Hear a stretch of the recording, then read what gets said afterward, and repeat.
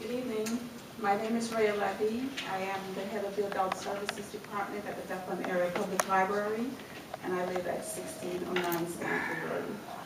Bethlehem Moment, 1860. While working on an oral history project titled Voices from the African Diaspora, the Black Experience of Bethlehem, Pennsylvania, it was essential that I embedded myself into the community. Though a newcomer, I became part of the local African-American community and gained two aunts. They shared many stories and their voices. This essay is a taste of some of the takeaways that have enriched the village of Bethlehem, 159 years since the arrival in 1860 of Hiram Bradley, who is said to be the first known Black/Negro man from Virginia. The families that came during and after the Civil War built churches and organizations to keep themselves grounded. Those that left their footprints in the sand of time in Bethlehem are the Bradleys, Smiths, Grimes, Lees, Enochses, Tarboroughs, Butts, and the list goes on.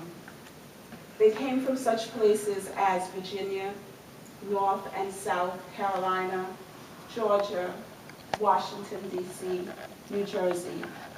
And even though I discovered countless stories, I will highlight just three. J.F. Goodwin, who started the well-known Goodwin Scholarship Fund, Bert Tarboro, who started the first Black baseball team, and Vivian Butts, the first Black female police officer. Black/African-American communities coming out of slavery to freedom instilled in their members the importance of an education. Bethlehem's Black population was no exception. Those who paved the way worked as domestic help, chauffeurs, and as laborers in the blast furnace at Bethlehem Steel. Therefore, instilling the importance of an excellent education was constant in their homes. The J.F. Goodwin Scholarship Fund is a remembrance of this ideology and continues into the present day. The J.F. Goodwin Scholarship Fund is a remembrance, Dr. Goodwin founded the scholarship organization in 1936. Even though he resided in Reading, Pennsylvania most of his life, Bethlehem was once his home. However, though he made numerous attempts, he was denied work as a doctor while living here. And he had to move to Reading to work in his profession. But these obstacles did not dampen Goodwin's spirit. His experience of hardship, trying to put himself through medical school and establish a practice, instilled in him the need to start a scholarship fund for high school students heading off to colleges. Another pillar in the African-American community was Bert Tarboro. According to his daughter Vivian Hungerford, everyone in the neighborhood knew and respected her father. Their family home was always open to any and everyone, came and dined at their table. Tarboro began working for the Bethlehem Steel in 1926 as a laborer and retired 46 years later. He was a deacon and trustee at St. Paul's Baptist Church and master of the Wyoming Lodge No. 135, which was chartered in 1927. Tarboro and his family were heavily involved in teaching the youth how to play baseball. In 1961, he formed the Bethlehem Giants of the Blue Mountain Baseball League. The team and their families had picnics and took trips together, and everyone was welcome, whether they could afford to attend or not.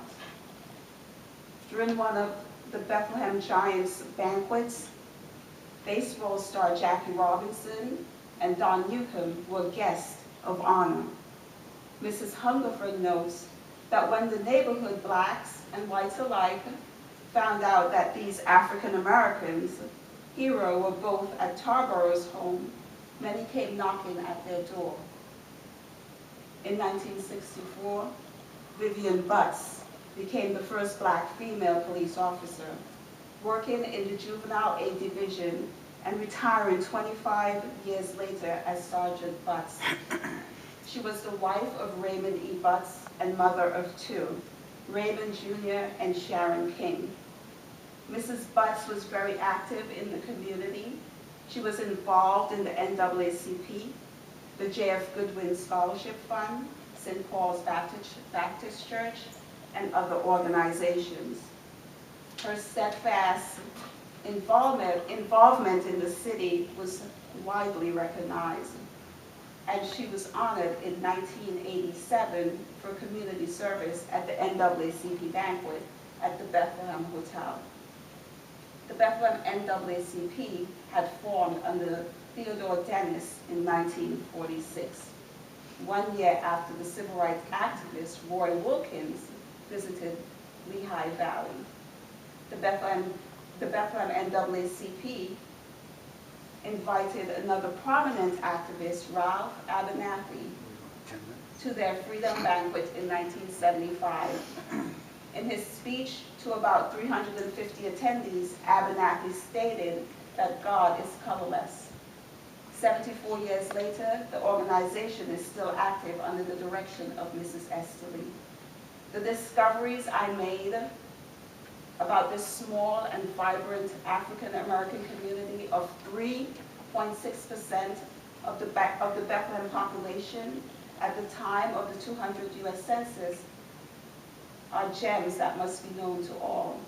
What I have shared about this small community is only a ripple. However, if you continue to look, the ripples will go on and on. The families that came during the 1800s came willingly, unlike their mothers, fathers, brothers, and sisters who arrived on the shores of Virginia in 1960. Even though they were few in numbers, their sense of family and community are rooted in the earth of Bethlehem like an old oak tree. Thank you. Thank you, Ms. Levy.